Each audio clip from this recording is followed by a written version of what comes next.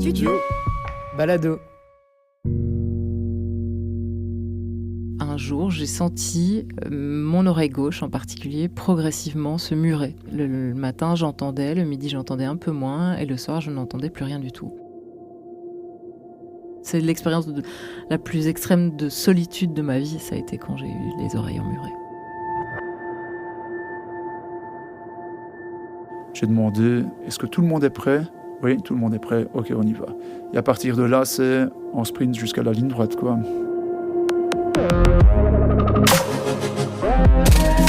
BXL 1001 vies.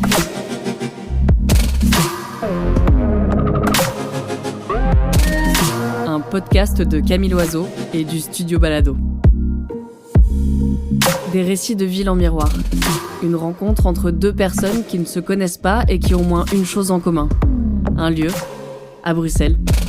À vous de deviner lequel. Épisode 1. L'endurance de Myriam et William. Chapitre 1. Un mastodonte de béton.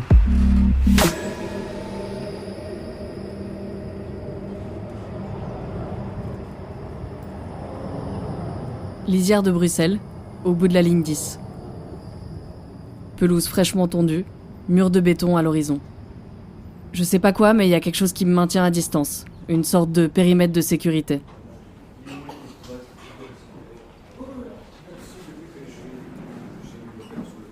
Donc j'arrive là, dans une sorte d'état second, j'entends plus rien depuis longtemps, on m'a donné des tas de médocs qui n'ont pas marché, c'est un peu la tentative de la dernière chance, et je débarque dans ce mastodonte beau, étrange, désolé. Je connais Myriam depuis des années. Ce sont ces mots que j'ai rencontrés en premier. Ciselés, toujours bien choisis et bien prononcés. Sourire éclatant, accroché à une mâchoire parfaitement dessinée.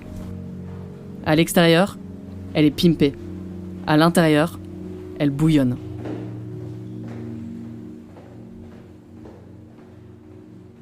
À l'entrée, quand je pénètre dans le couloir, il y a une sorte de char, enfin en tout cas ce que je prends pour un char, qui m'accueille dans un grand hall d'entrée en damier, qui fait presque penser aussi à une salle de bal, mais où il n'y a rien, pas de guichet, il n'y a pas d'élément qui vient, ne fût-ce qu'occuper ce grand vide. C'est vraiment un palais des vents.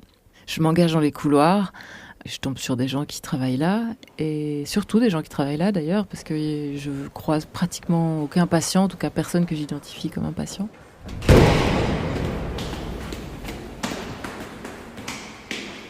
On est parfois très seul dans les couloirs, ça résonne, quoi. Ça fait 10 ans que j'y suis, je connais toujours pas du tout les recoins, parce qu'il y a 17 km de couloirs, et donc, par l'instant, je ne les ai pas encore tous faits. Vous le saviez, vous ? William est comme le lieu qu'il nous fait visiter. Droit, épuré, avec quelques recoins cachés. Parfait. Yeux bleus perçants, uniforme flashy, il avance au pas de course. C'est comme un flash dans ce dédale de couloirs mal éclairés. J'ai à peine le temps de filer la métaphore qu'on l'a déjà perdu de vue.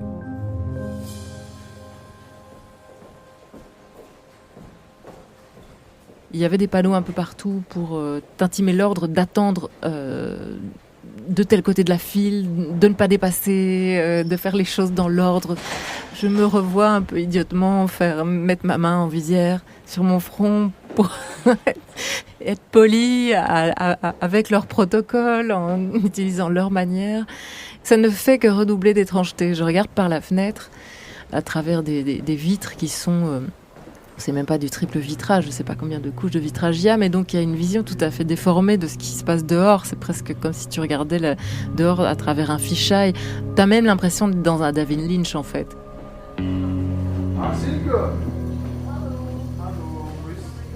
C'est vrai que c'est très particulier, des fenêtres penchées vers l'extérieur, oui, le cadre des fenêtres bétonné, eh bien ça permet en fait de maintenir en cas d'attaque ou en cas d'explosion ou de résister, quoi. C'est des choses plus tristes aussi, assez poignantes, comme des tags dans les toilettes de gens qui écrivaient sur les portes des toilettes « J'ai envie de bombarder cet hôpital ».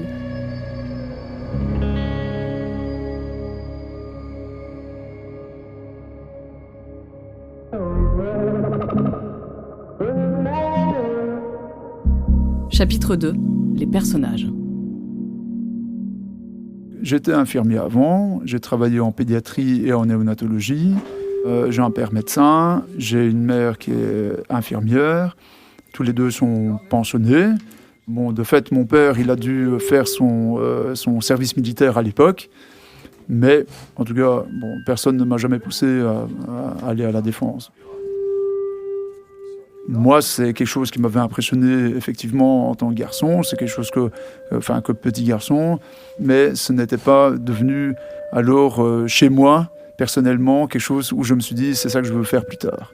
C'est plus venu à l'âge, à la trentaine. Fatalement, c'est pas quelque chose de rassurant pour les parents et pour les familles. Vous avez une famille ? Non. Enfin, j'ai mes parents, oui, mais pas de famille, non. C'est un choix, mais vraiment purement personnel. Donc voilà, c'est pas du tout, ça n'a pas du tout à voir avec mon métier. Vous êtes conscient que vous n'êtes peut-être pas le stéréotype du militaire ? Très probable, oui, très probable, oui.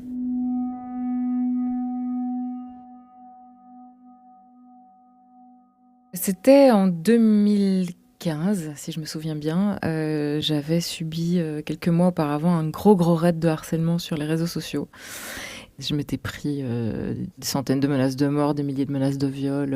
Et quelques mois après ce gros raid de harcèlement, j'ai d'abord commencé à plus voir grand-chose, à avoir la vue qui baisse.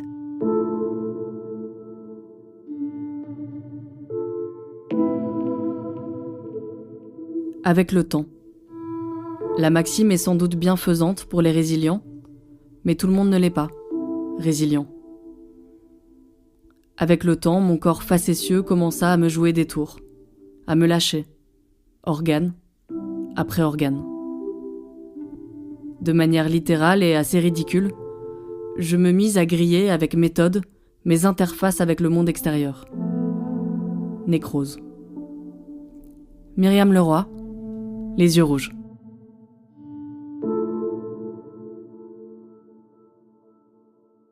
Après ça, après les yeux, sur les oreilles qui ont été touchées. Un jour, j'ai senti mon oreille gauche en particulier progressivement se murer. Tous mes tests à l'audition montraient qu'il n'y avait plus rien du tout, du côté de l'oreille gauche. C'était vraiment très pénible, notamment parce qu'à cette époque-là, je faisais des remplacements en radio. Et faire de la radio, poser sa voix quand on n'entend rien d'une oreille et pas grand-chose de l'autre, c'était non seulement très difficile, voire impossible, mais en plus, ça s'entendait très fort. Moi, je recevais des messages de gens qui me disaient « Mais Myriam, mais qu'est-ce qui t'arrive ? Pourquoi tu pleures à l'antenne ?» Mais je pleurais pas du tout à l'antenne, c'est juste que je m'entendais pas, donc en fait, j'avais une voix de malentendante, On n'a jamais su ce que c'était. Il se fait qu'un ORL m'a prescrit des séances de caisson hyperbare, 10 séances.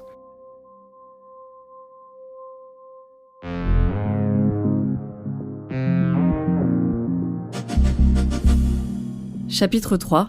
Une histoire de respiration. Donc avant d'entrer dans le caisson hyperbare, on m'a un peu expliqué ce qui m'attendait, mais plutôt en mode croisière, Vous allez progressivement descendre sous le niveau de la mer. On va recréer les sensations et la pression d'une plongée sous-marine. Mais on m'a pas expliqué ce que ça allait me faire, la manière dont j'allais ressentir des grésillements, des crépitements dans les oreilles. Et puis on m'a surtout pas expliqué que j'allais devoir lutter avec le masque à oxygène pour essayer d'en tirer quelque chose. C'était absolument terrifiant. Ces 2 heures où, quoi qu'il arrive, en fait, t'as pas le choix. C'est comme si t'étais en orbite dans l'espace, Tu peux pas revenir. Comme si tu t'engouffrais pour un voyage intersidéral. Quelque part, c'est un peu le cas, parce que pendant 2 heures, t'es enfermé dans ce caisson, collectivement, donc on peut être jusque 16, et quoi qu'il advienne, la porte ne s'ouvrira pas. Parce qu'il faut conserver la pression nécessaire. Enfin, c'est comme une descente de plongée par palier. Tu peux pas remonter d'un coup, quoi. Et donc, rouvrir la porte du caisson, ça ferait prendre le risque de faire exploser la moitié des organes des gens qui sont à l'intérieur. Voilà, débrouille-toi pour pas passer le pire moment de ta vie là-dedans. Je me souviens qu'il faisait relativement chaud dans ce caisson. Aussi parce que je transpirais beaucoup d'angoisse. Je me souviens que j'étais assez moite, droite comme un piquet, endimanchée en fait dans mon caisson. Je crois que je compensais mon extrême sentiment de délabrement intérieur par un pimpage extrême extérieur. Et ouais, c'est en petite chemise en soie que j'allais faire mon caisson hyperbare. Donc ouais, je me souviens d'une forme de chaleur et même de moiteur à l'intérieur de ce caisson. Mes poumons me semblaient pas du tout assez musclés pour pouvoir faire cet effort, et surtout faire cet effort pendant 2 heures, parce que là, tout à coup, la respiration ne pouvait plus être une chose inconsciente et automatique, mais devait être réfléchie, puisque ça demandait de la force, en fait, aux poumons. L'obligation que j'ai de réfléchir à ma respiration pour pouvoir respirer fait enfler un sentiment d'étouffement. Negatief waren mee als brandziekenwagen op de Vrijheidslaan te Molenbeek. Contrôle, le sergent est au départ, over.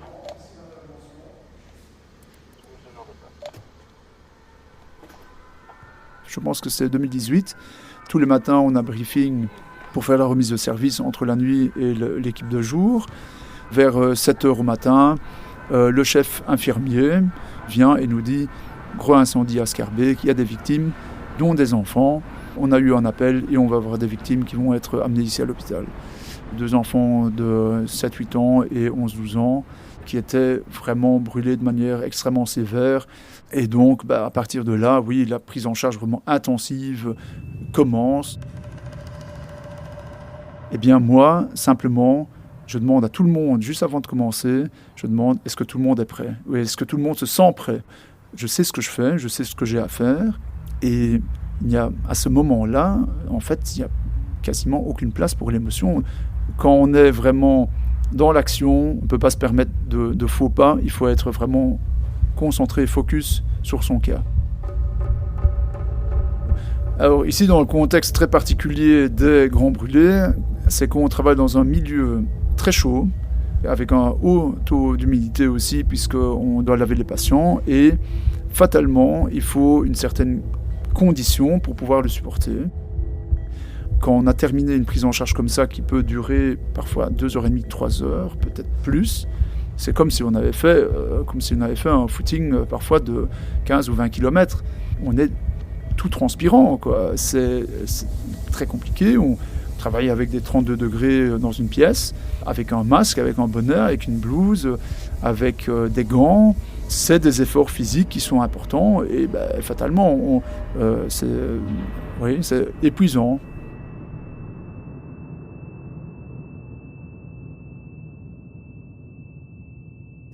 Je sais que j'ai de l'endurance, il faut se sentir capable de le faire. Et une fois qu'on est occupé, quoi. Enfin, je veux dire, c'est le drill qui continue.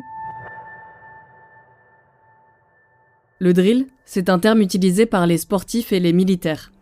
En gros, c'est la répétition acharnée d'une série d'exercices à exécuter rapidement, sans hésitation et sans faute. Pourtant, à travers le bleu acier de ses yeux, je vois bien qu'il y a un truc qui pourrait gripper la machine.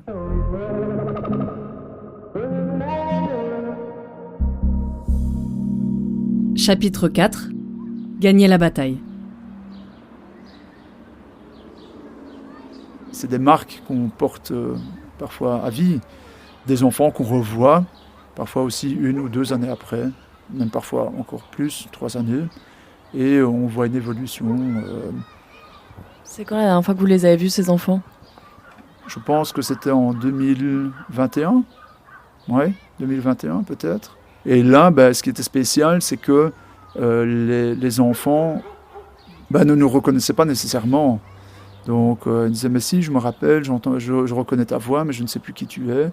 Fatalement, avec les doses de sédation, avec les doses d'antidouleurs qu'ils reçoivent, il y a quand même parfois une certaine amnésie et puis quand même beaucoup de personnel qui passe entre les infirmiers, les médecins, les anesthésistes, les chirurgiens, Les kinés, pour certaines personnes, que ce soit enfants ou adultes, se rappellent pas toujours des personnes à qui ils ont eu affaire. Alors évidemment qu'on sauve pas des vies pour un merci ou une boîte de chocolat.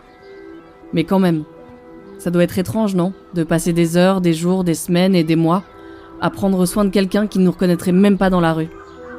Il passerait à côté de nous, comme ça, l'air de rien. Mais nous, on saurait. Et sans doute même que la personne se demanderait pourquoi on sourit sans raison. Je me rappelais de leur prénom, je me rappelais du contexte. Je pense que, comme moi j'ai fait de la pédiatrie avant et de la néonatologie, c'est peut-être encore des images que l'on retient peut-être encore plus. Malgré tout, il y a quand même encore un petit coin de mémoire pour chacun d'entre eux.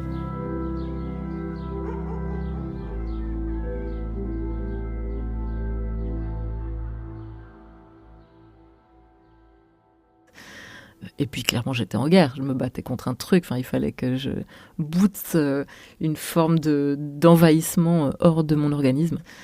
Plutôt que de continuer le caisson hyperbare, j'ai pris un ticket d'avion et je suis partie en vacances en Grèce, sur une petite île. Quand j'ai déposé le pied sur le ponton, en fait, quand le bateau m'a recraché sur le ponton, j'ai immédiatement retrouvé Louis.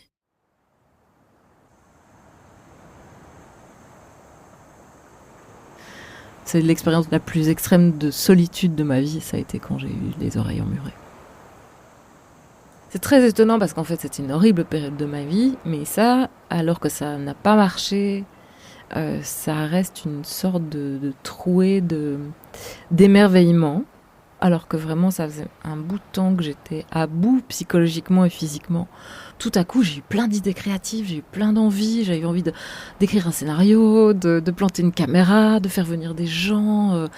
Je voyais exactement où est-ce que je filmerais par la fenêtre, l'espèce de patio. En fait, à ce moment-là, j'oubliais carrément que j'étais sourde et que j'avais franchement envie de crever parce que j'étais éblouie par ce que je voyais, émerveillée, et que je me disais « mais il faut absolument que j'écrive un scénario ».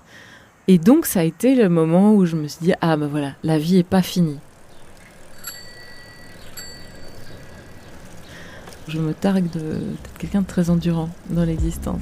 J'ai même un tatouage sur les côtes où il est mis « endurance ». C'est une forme de bouquet de fleurs que je m'envoie au visage, en fait, ce tatouage. C'est une manière de me féliciter, de jamais vraiment lâcher l'affaire et de continuer à courir, quoi qu'il arrive. Parce que j'ai l'impression que cette oreille est tellement fragile qu'il suffira d'un nouveau traumatisme pour me retrouver à nouveau à l'hôpital militaire d'Annelore-Warembeek.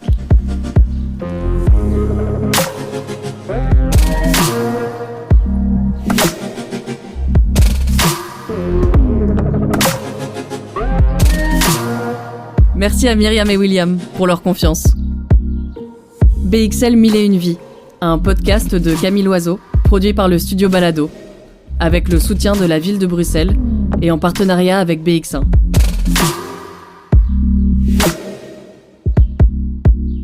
À la réalisation, Michel-Ange Vinti.